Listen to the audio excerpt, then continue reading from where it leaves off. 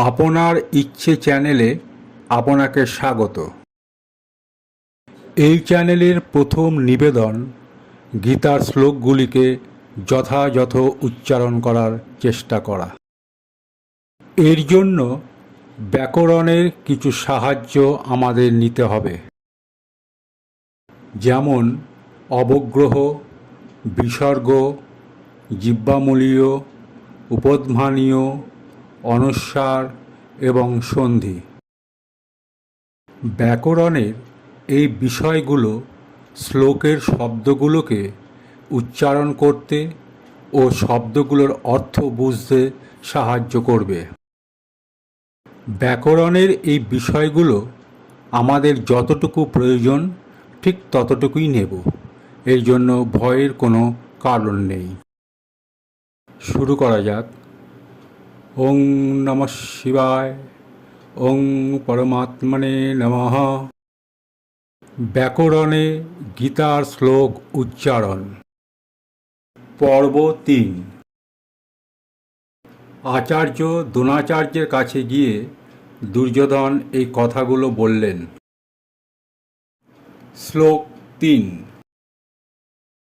পশ্যৈতাম পাণ্ডুপুত্রানাম আচার্য মহতিং চমুম ব্যূঢ়ান দ্রুপদপুত্রেণ তব শিষ্যেন ধীমতা।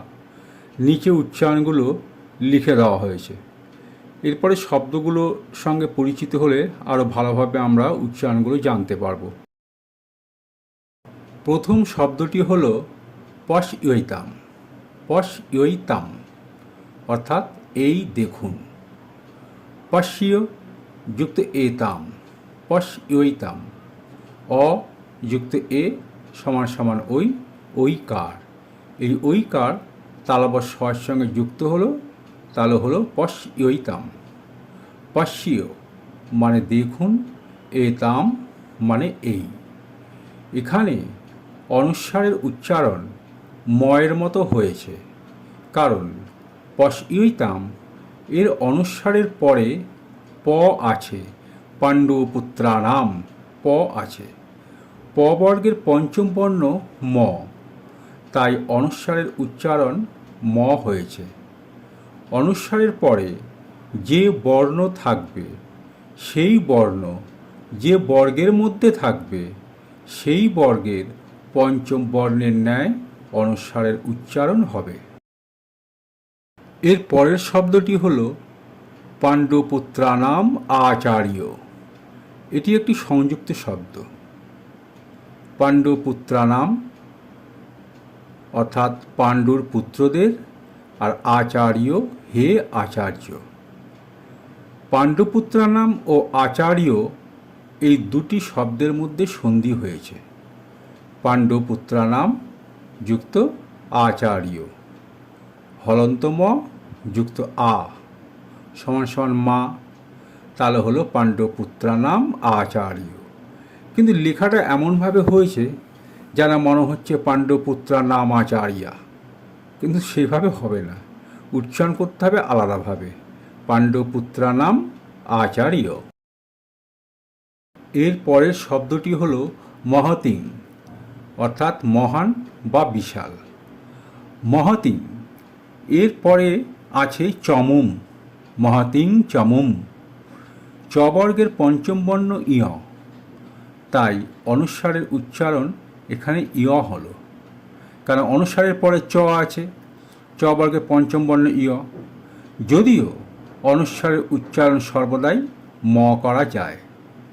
মহতিং এই শব্দটিকে যদি আলাদা করে নেওয়া যায় তখন এর উচ্চারণ হবে মহতিং, যার অর্থ হলো মহান বা বিশাল। এর পরের শব্দটি হলো চমুম, যার অর্থ সৈন্যবল বা সৈন্যদল। এর পরের শব্দটি হলো ব্যূঢ়ান। ব্যূঢ়ান যার অর্থ বুজ্জাকারে সজ্জিত। সংস্কৃতে ডশূন্যর ও ঢশূন্যর নেই, ড ও ঢ লেখা হয়, সেই জন্য লেখা হয় ব্যূঢ়ান অর্থাৎ ঢ ব্যবহার করা হয়। কিন্তু বাংলা হরফে লিখবার সময় ঢয় শূন্যরা ব্যবহার করা হয়, ব্যূঢ়ান। আমরা উচ্চারণ করব বিউঢ়াণ। বিউঢ়াণের পরে দ্রুপদ পুত্রেণ, অর্থাৎ অনুস্বারের পরে দ আছে। দ তবর্গের মধ্যে পড়ে। তবর্গের পঞ্চম বর্ণ দন্তন্য, তাই অনুস্বারের উচ্চারণ দন্তন্য হল বিউঢ়াণ। কিন্তু শব্দটিকে আলাদা করে নিলে হবে বিউঢ়াম, যার অর্থ বুজ্জাকারে সজ্জিত। এর পরের শব্দটি হল দ্রুপদ পুত্রেণ, অর্থাৎ দ্রুপদের পুত্র কর্তৃক। দ্রুপদের পুত্রের নাম ছিল ধৃষ্টদ্যুম্ন। এই সম্পর্কে একটা ছোট্ট গল্প বলে রাখি। দ্রুপদ ছিলেন পৃষতের পুত্র, পাঞ্চাল দেশের রাজা। আচার্য দ্রোণকে হত্যা করার জন্য তিনি পুত্রেষ্টি যজ্ঞ করান। যজ্ঞের ফলে তিনি প্রাপ্ত করেন এক পুত্র এবং এক কন্যা। এই পুত্রের নাম ধৃষ্টদ্যুম্ন আর কন্যার নাম কৃষ্ণা। এই কৃষ্ণাই পরে যাজ্ঞসেনী এবং দ্রৌপদী নামে প্রসিদ্ধ। তার পরের শব্দটি হলো তব, আপনার।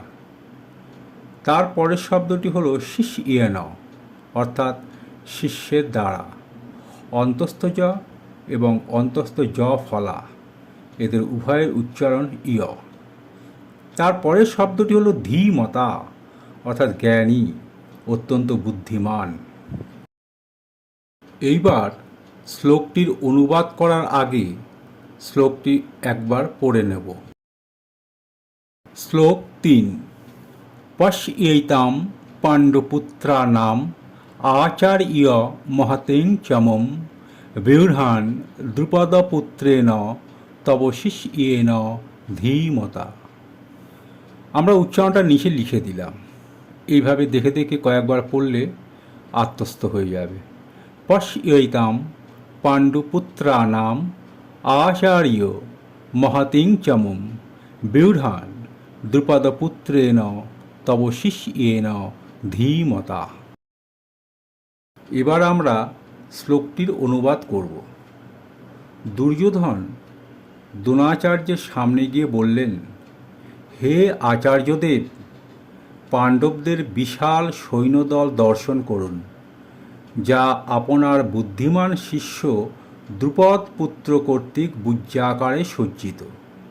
এই দ্রুপদের পুত্রের নাম ছিল ধৃষ্টদ্যুম্ন।